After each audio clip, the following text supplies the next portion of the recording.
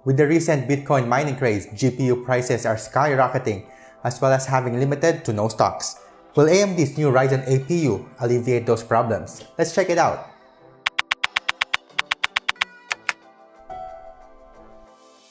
Hello guys, and welcome back to another video. Today we will be looking at the gaming performance of this new APU from AMD, the Ryzen 2200G. This one is the cheaper variant of their new APU lineup and technically the successor for their Ryzen 3 1200 and 1300X. The main difference of the 2200G between the 1200 and 1300X is that this CPU has a Vega chip inside as compared to the other two. Other notable differences is that they have difference in clock speeds, amount of L3 cache, memory support, their CCX configuration, the number of PCIe lanes, and lastly the price. Even though with this difference, the 2200G should perform a bit better than the Ryzen 3 1200 and should be at par with the 1300X. As for today's benchmark, I will be skipping all CPU related tests as other tech channels have already covered it, and instead I will be focusing on the 17 game benchmarks. All of my tests will include two resolutions, one at 720p high settings for most games and 1080p on low settings again on most games. Test setup will be done on Asrock AB350M Pro 4 motherboard and as well as Gskill Trident Z RAM running at 2800 MHz, while it's gonna be cooled by an iSpin Pro from Deepcool. Tests will also be done on stock settings as I will be covering the overclocked ones on a later video. Frame rates and frame times are gonna be captured using Fraps and PresetMon for those DX12 and Vulkan games. And unfortunately, I could not provide any gameplay footages as of now since I still don't have a game capture device. And with that, let's see how this APU performs.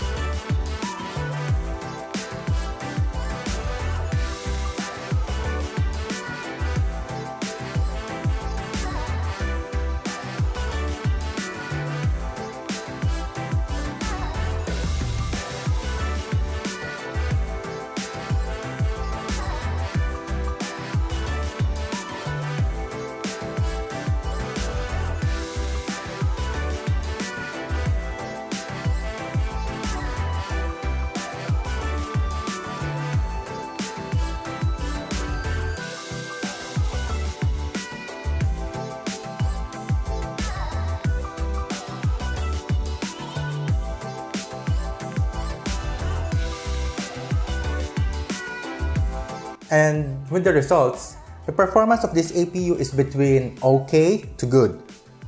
It excels more in 720p gaming rather than in 1080p, though sadly it wouldn't replace the need of a GPU. But instead, with the 2200G, we could definitely wait for the prices of the video cards to normalize or even wait for the next gen cards. I also did a quick test on the overclock performance of this CPU and the increase is absolutely amazing. Here is a sneak peek on what to expect when the CPU is overclocked. As for my take on this CPU, you would definitely see an increase in performance if you are coming from old i3s, FX, or even old APUs. And at the same time, if you are building your own rig, this is a good entry quad-core CPU that could be better value than the famous G4560, as even the lower-end GTX 1050 and RX 560 are getting more and more expensive. Another thing is that this APU is really good for those portable LAN machines, as well as HTPC for your entertainment rooms. So what do you guys think of this new APU? Comment down below on your thoughts. And once again, this is Brain of Junkyard Summit. Thank you and see you in the next video.